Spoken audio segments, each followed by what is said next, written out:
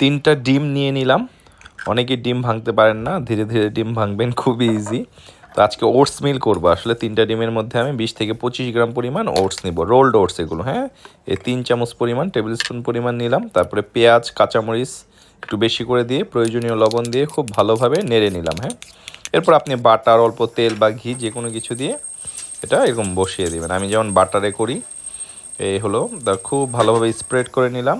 তারপরে একটা ঢাকনা দিয়ে এটা এপাশ ওপাশ করে নিলাম। 5 থেকে 6 মিনিটের মধ্যে আপনার ওটসটা হয়ে যাবে। খুব দারুণ একটা মিল। এ হলো আমার আজকের সকালবেলার নাস্তা। সকালবেলার নাস্তা কিন্তু রেডি। ঝাল ঝাল করে আমি ওটস দিয়ে, ডিম দিয়ে বানালাম। এটার মধ্যে আপনারা জানেন ওটস কমপ্লেক্স কার্বস, ডিমে গুড ফ্যাট আছে, প্রোটিন আছে। তারপরে এখানে দেখেন ফল রেখেছি।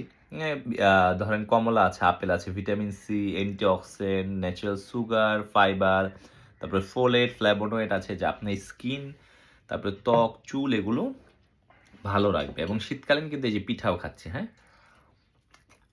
পাটিসাপটা পিঠা দুধ দিয়ে করে, তো 1-2টা পিঠা আমি খাই ঘরে। এখন শীতকালীন সময় প্রচুর পিঠা হয়।